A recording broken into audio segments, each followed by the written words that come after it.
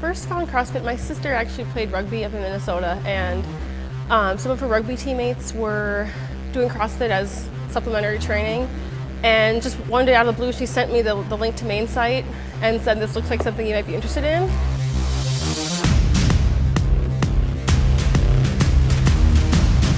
Pretty quickly after starting, I got into the competition aspect, and I really didn't know what I was getting into, but I just thought, oh, well, sure, I'd like to train with the people that are committed to competing.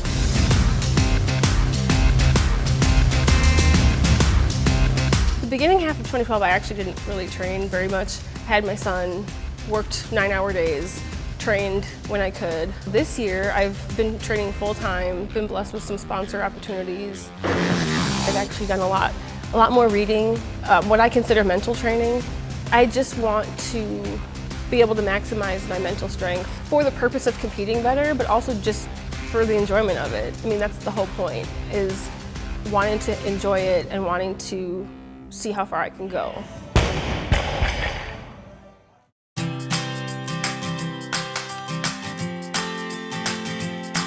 The fan made one for herself. And she posted it on my page, and she said, look what I made. And I was like, oh my God, that's so awesome. You know, someone made a poster. But now I feel like it looks like I'm like this extreme narcissist with a huge picture of myself over my bedroom, you know. They just want to see you give it everything you have. No one's gonna knock you if you give it all you have. So that's kind of how I got over the nerves the first time. Now I actually love the stadium now. That's like my favorite place to compete. 2011 regionals. I spent most of the regional like in the stands, hanging out with my friends, walking around. No one said anything to me. I think on the third day, some girl asked me for my picture, and I was like, oh, that's weird. Sure. And then 2012 regionals, we were kind of like had our own separate area, and I was kind of sequestered in the back for the most part. And then one day I was just walking around like the vendors, and it was like being mobbed. I mean, I signed jerseys, I signed autographs, took a bunch of pictures. Like, it was a very different culture than it was just 1 year prior. When I grew up, I was like, well, the key to happiness in your work life is going to college. If you go to college, then you can have a career that's fulfilling to you. It's not just work, it's a career.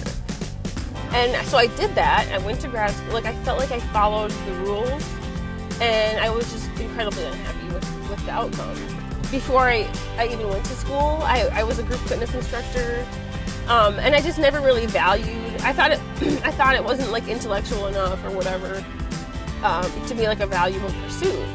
I felt like you had to go to college. Like, that is what you're supposed to do. And then, you know, 10 years later, I'm kind of cycling back to what I originally wanted to do.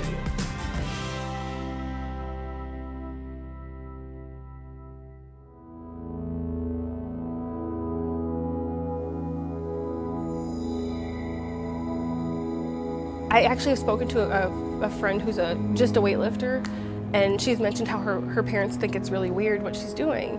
And that was foreign to me, because in my family, like, women, it's kind of just expected that you're strong and capable physically, and I think I've seen it more from other women who reach out to me because they see what I'm doing, and maybe they don't have that kind of support or they don't have that background.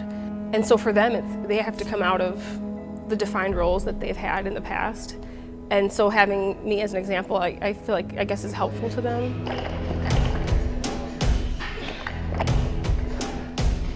There's always a connection when you see someone who looks like you, and especially when it's in a group that's where you're underrepresented. So I've had like many people reach out to me and say, you know, I really appreciate what you're doing because my daughters watch you and my daughters look like you and they see you as a role model. I know when I was a little girl growing up in gymnastics, I definitely keyed on like that Betty Okino or the Dominique Dawes or the person who represented me.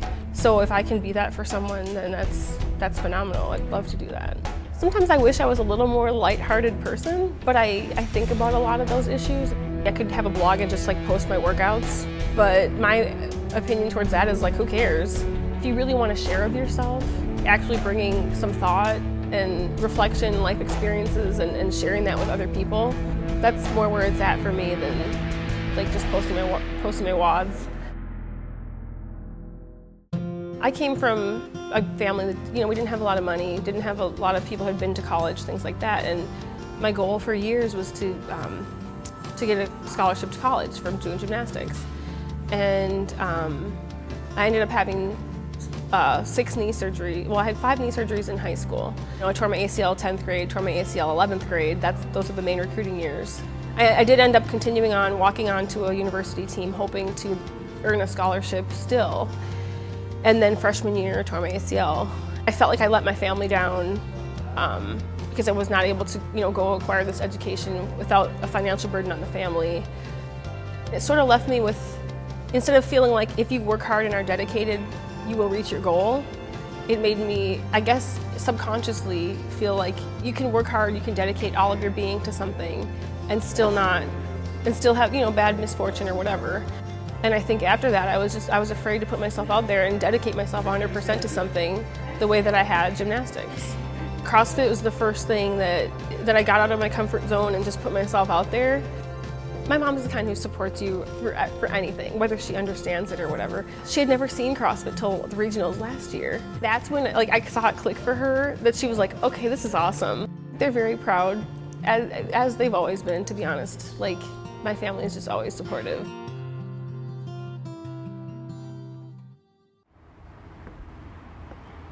Whoa, you are thirsty. My son's name is Asa. He's 6 years old, kindergartner, and he's just an awesome little boy. He has some really specific interests. He loves building with Legos. He's very physical. It'll be a shame if he doesn't want to be an athlete because he's very athletic. Right now, my schedule, I basically have set aside Saturdays for him and I to have a day, and often he wants to come to the gym. So it's kind of funny because I'll be like, no, it's my rest day. I don't want to go to the gym. I love imagining him, being 14 and joining the high school football team and saying, yeah, my mom taught me how to power clean when I was 6. I already know how to do this. I won't be satisfied with anything less than the podium. Some other kind of less concrete goals, maintaining a positive mind, enjoying it, smiling more, kind of those corny intangibles that I just want to enjoy the process.